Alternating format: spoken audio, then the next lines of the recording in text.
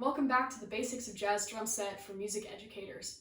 This is a series that's ongoing where we talk about different little things that can help you to communicate better with the drummer in your jazz band, and it can help you to teach from really the ground up, especially in situations where kids don't have access to private lessons or where we just don't have time for a whole lot of that.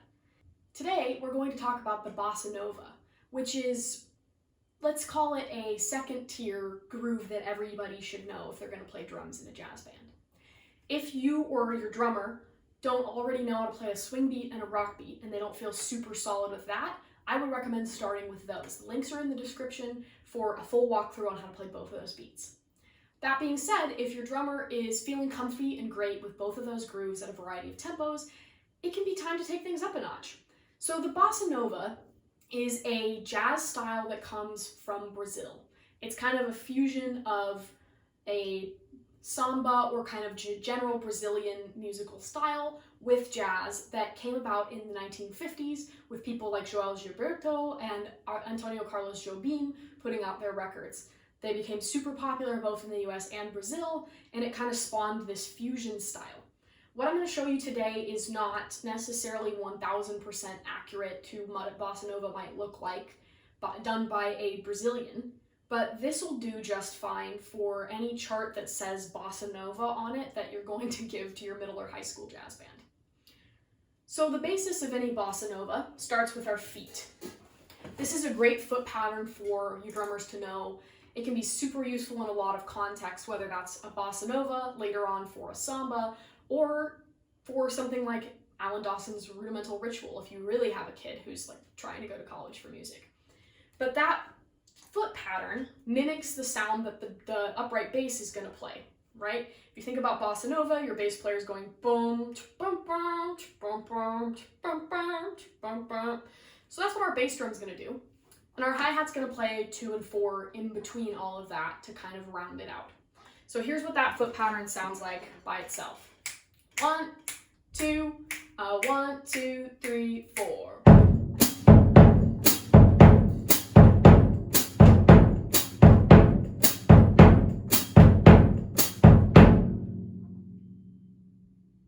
There you go. That by itself isn't too bad. Now, the next important thing that we're going to add here, that's kind of our foundational element to this beat, is the ride cymbal. Now, you can also play this on the hi-hat. You'll just stop playing the hi-hat on 2 and 4. But for the sake of showing you the full breadth of the Bossa Nova on the drum set, I'm going to play on the ride cymbal so we get both of those sounds instead of having to pick one. Our right hand on the ride cymbal is simply going to play 8th notes. Just straight 8th notes, 1 and 2 and 3 and 4 and so on and so forth. So if I play that by itself, it's just going to sound like 8th notes. I'm going to play that over the foot pattern so you can hear how those go together. Here we go. 1, 2, 1, 2, ready, go.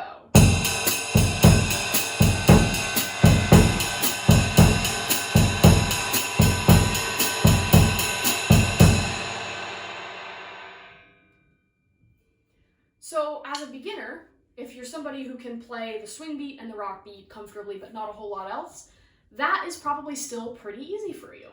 So that's great. That's something that they can play in rehearsal for the time being while we work on the last part of this, which is going to be a rim click bass pattern on the snare drum. This is what makes the Bossa Nova harder than a rock beat or a swing beat, because this has a lot more syncopation. And when we get a little further on in our comfort level, this is the first limb that's going to start to become improvised. If you've watched my video on the intro to comping for the swing beat, you know, when we're playing our swing beat, we use the hi-hat and the ride cymbal as our stationary elements. These are the things that are the backbone of our groove. And then you comp or improvise, you know, kind of complementary lines with the snare drum and the bass drum. In the Bossa Nova, we have kind of 3 elements that will stay relatively consistent, and the left hand is where people start to incorporate more improvisation. Now, there's not one single pattern that is the most correct for this. I'm going to show you 2.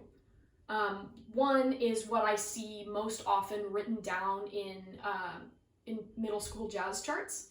It's using a hemiola, and we're going to play essentially a dotted quarter note over the top of the whole rest of the beat. The second one is something that I favor because I find it to feel a little bit more authentic. It's a series of downbeats and then a series of upbeats. So these are both 2-bar patterns, which again is a little bit more complicated than anything we might have done before. But I'm going to show them to you just over the foot pattern at first, so that you really can hear where these notes are falling. The very first one that we're going to do is the hemiola based pattern that I see written down a lot. We're going to play 1, the and of 2 and 4 in the first measure, and beat 2 and the and of 3 in the second measure. So this is somewhere between a straight dotted quarter note hemiola and almost a sort of clave thing. That sounds like this. 1, 2, 1, 2, ready, go.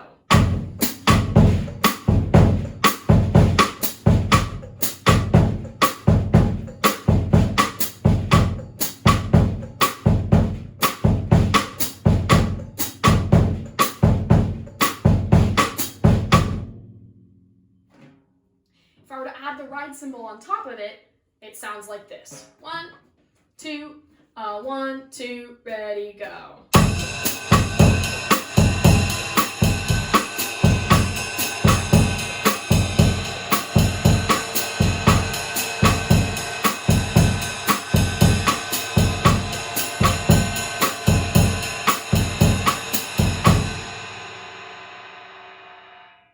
That'll work just fine.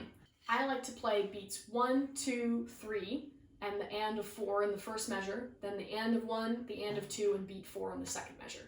This gives me kind of a 3 downbeats, 3 upbeats, or once it wraps around, 4 downbeats, 3 upbeats kind of a feel, and I think it pairs rather nicely with the rest of our beat. So I'll demonstrate that the same way, first with no ride cymbal and then with the full beat all together. Here we go. 1, 2, 1, 2, ready, go.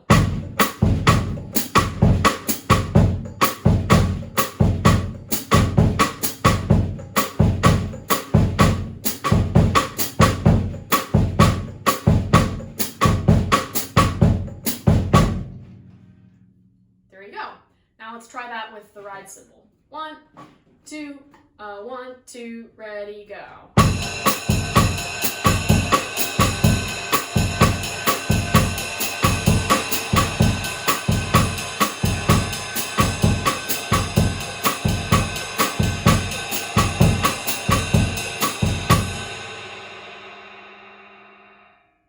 There you go. There's 2 great versions of a bossa nova beat that is a set pattern you can have your students work on until it feels really, really solid.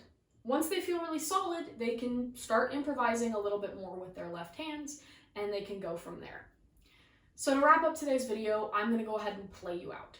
This is called Agua de Beber. It's by Antonio Carlos Jobim, and there's tons of recordings of this out there. Another more popular tunes that you might run into are things like Blue Bossa and let's see, Recordame. A lot of things by Jobim are bossa oriented. So go out there and find some. In the meantime, I hope you like Agua de Beber.